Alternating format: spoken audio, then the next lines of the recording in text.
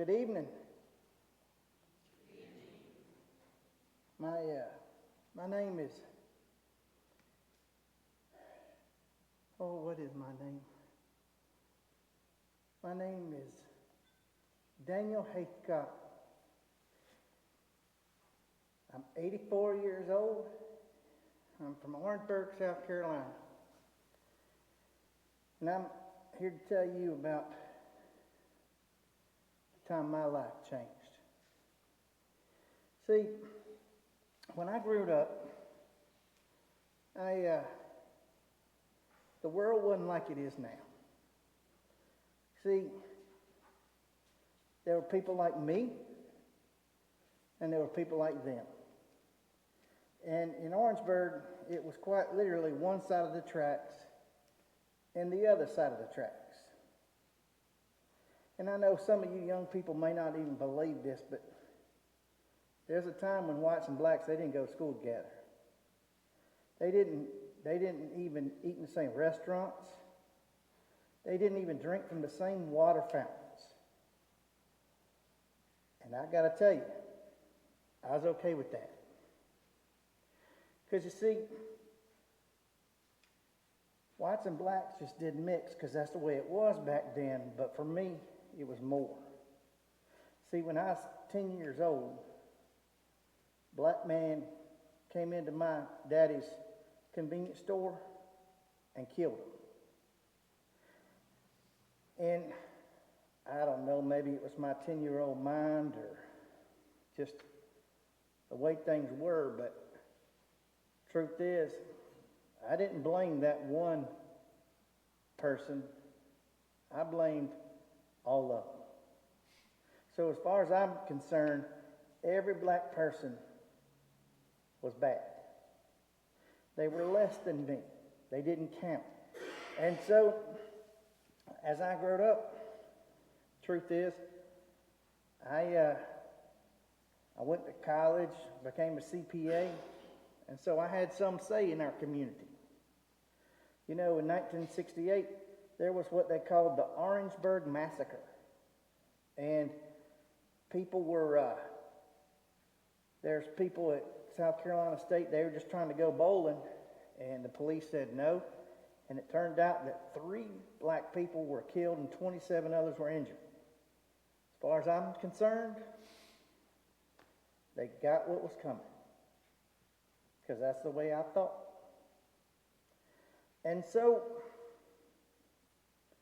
I actually, when integration happened around 1970-71, even though I didn't have a child old enough to go to school, I was on the committee that started a private school that had in the bylaws that only white people could attend there.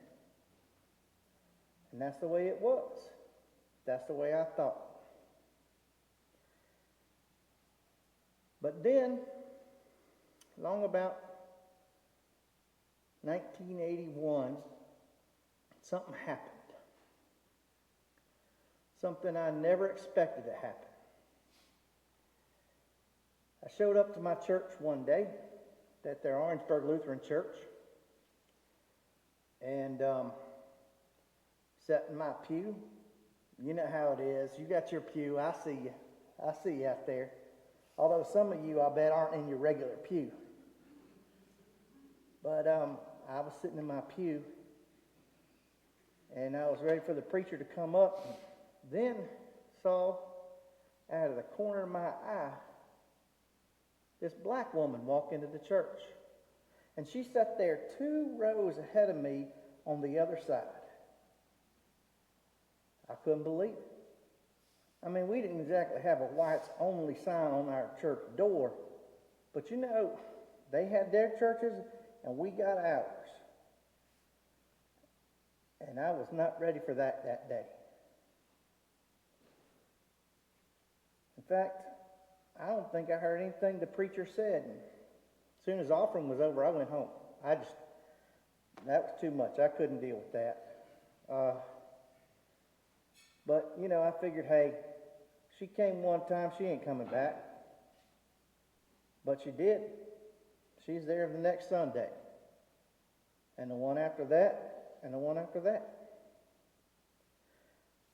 turns out that she had moved down from Pennsylvania, and there wasn't another Lutheran church in Orangeburg County. For whites, blacks, nobody. It was just us. And she's a Lutheran, so she came. I was on church council when they had to vote to allow her to be a member. Because, they had to vote for that. And I was against it. There was no way I was going to let that woman come into my church and mess everything up. But it turns out the pastor said that if she didn't get in, he's leaving. Well, I still voted against it, but everybody else figured that they'd rather have her than lose him, so they let it happen. As it turns out, this woman had a voice they say it was like an angel, and I couldn't hear that because as far as I'm concerned, it didn't have any black angels.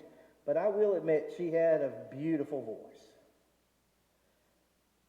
I didn't like to hear it sing, but it was pretty. But weirdest thing, I figured I'd just go my way and she'd just go hers. I didn't need to talk to her. But one day,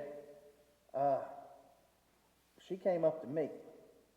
See, I had won this award for some community work I had done. I'd been the CPA for it or something. And I got this award, and it was on the front page of the paper. And sure enough, she had cut it out, had it laminated, and brought it to me. That's kind of nice. And in fact, she did it a couple other times. Anytime I was in the paper, she wouldn't just cut it out and bring it. She would laminate it. And this back in the 80s, people didn't just have laminators in their house. She had to go somewhere to have it done. And she did that just for me. And then, that's around the time that my mama died. And wouldn't you know it, Miss Judy, that was her name, Miss Judy, she showed up at my house with a casserole dish. She also sent flowers to the church. And then that next Sunday when she saw me, she came up and gave me a big hug. And I got to tell you, I was not quite ready for that.